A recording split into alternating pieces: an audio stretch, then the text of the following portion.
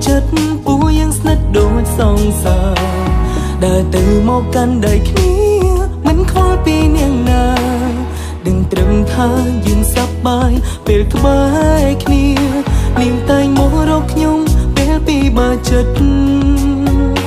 ចង់ឲ្យខ្ញុំជួយកើតថាតើធ្វើយ៉ាងណា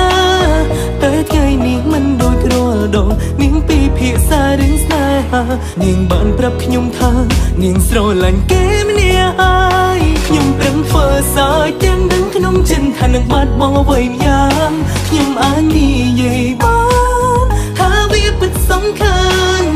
មានដឹងទេថាមិនយ៉ាងនេះមានកូនចិនលួយត្រច័ន្ទខ្លាចដីដែលធ្លាប់កិនប្រគល់ឲ្យប្រម្នាក់ផ្សេងដឹងក្រុមឆ្មានឹងថាដឹងជាមិនបានមានចិនលួយប្រច័ន្ទសុំតុងដែរដើរហួរដែនខិន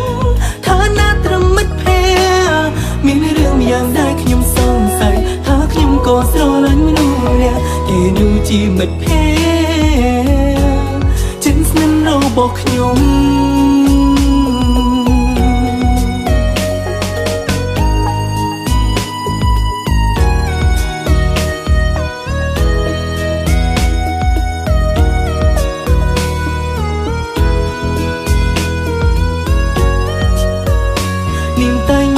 ខ្ញុំពេលពីបើចិត្ត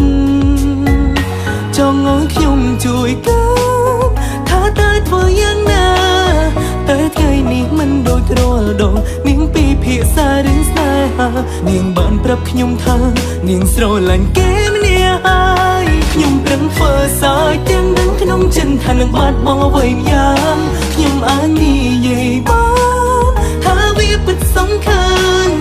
មានដឹងទេថាមិនយ៉ាងនេះមានកូនចិនលួយត្រច័ន្ទខ្លាចដីដែលធ្លាប់កិនប្រគល់ឲ្យប្រម្នាក់ផ្សេងដឹងក្រុមឆ្មានឹងថាដឹងជាមិនបានមានចិនលួយប្រច័ន្ទសុំតុងដែរដើរហួរដែនខិនថាណាត្រឹមមិត្តភក្តិមានរឿងយ៉ាងដែរខ្ញុំសង្ស័យថាខ្ញុំក៏ស្រឡាញ់មនុស្សម្នាក់គេនោះជាមិត្តភក្តិចិនស្និទ្ធរបស់ខ្ញុំ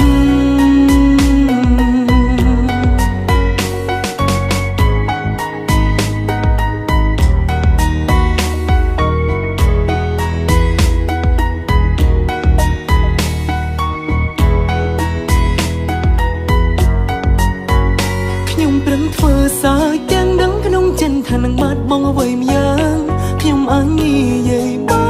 នថាវាពិតសំខាន់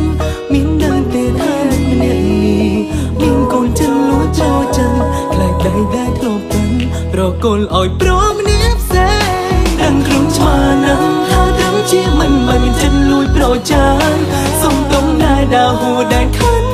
ថាណាត្រឹមមិត្តភក្តិមានរឿងយ៉ាងដែរខ្ញុំសង្ស័យថាខ្ញុំក៏ស្រឡាញ់មនុស្សម្នាក់គេនោះជាមិត្តភក្តិ